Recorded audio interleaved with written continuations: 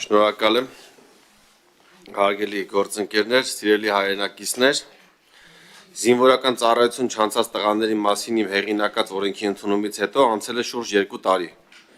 Այժմ ունենք արտասահմանում բնակվող եւ հետախուզման մեջ գտնվող ավելի քան 1200 հայրենակից տղաներ, ում 27 տարին լրացել է իմ նախորդ օրենքի ընդունումից հետո։ Նրանք չեն վերադառնում Հայաստան, քանի որ չունեն որևէ այլ ընտրանք, քան ազատազրկվելը 2-ից 5 տարի ժամկետով։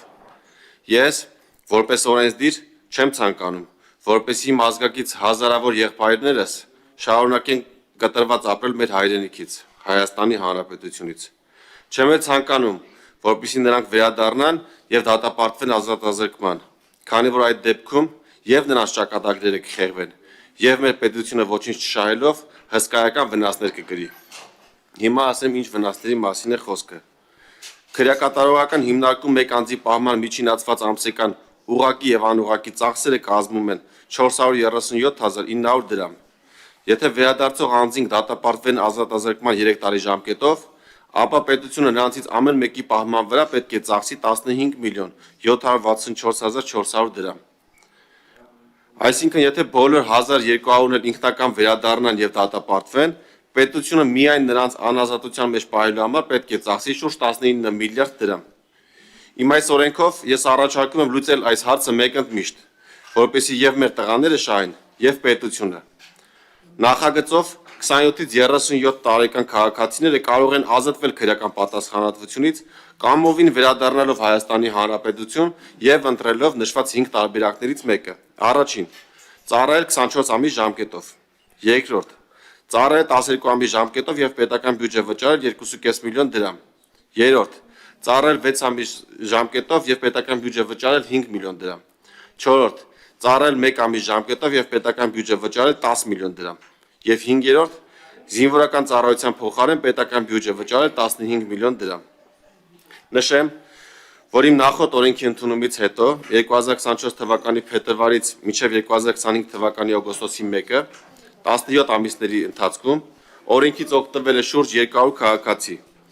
Նրանք վճարել եւ կամ ծառայել են զինված ուժերում, հաշվառվել պահեստազորում, պետական բյուջեի մուտքագրվել շուրջ 2 միլիարդ դրամ կամ 5 միլիոն դոլար գումար։ Սա նշում եմ օգոստոսի 1-ի դրությամբ, այժմ այդ թիվը անհամեմատ ավելի մեծ է։ Այսինքն ակնկալվում է, որ մեր հայրենակիցները կօգտվեն օրենքից, նրանց մի մասը կվերադառնա Հայաստանի Հանրապետություն,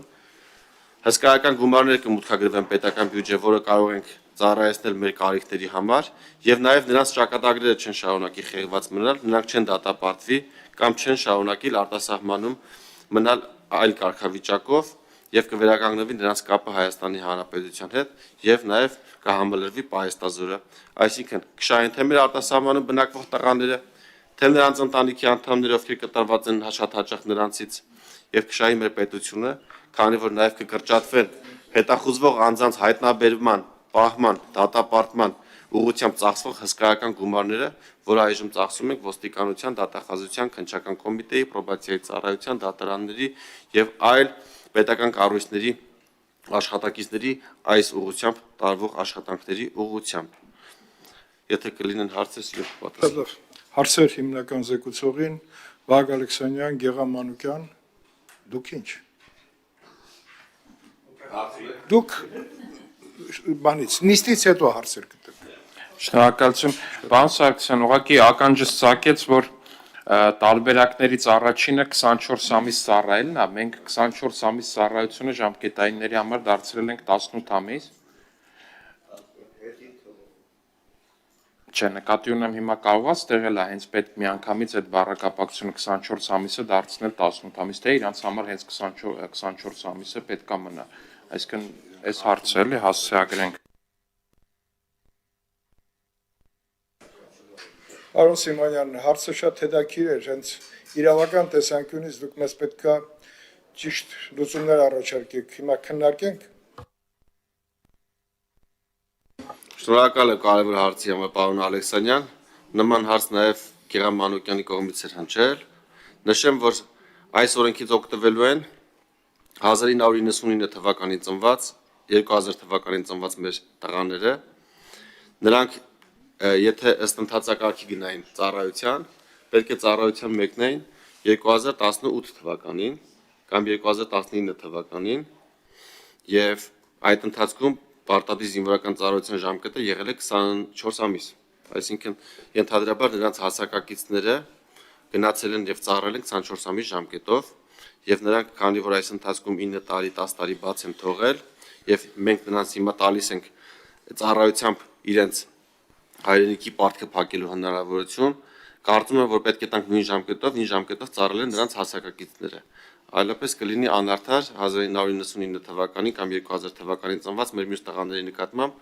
ովքեր 2018-ին գնացել են ծառայության 24 ամիս ժամկետով։ Գեհամանուկյան Պարոն Սարգսյան,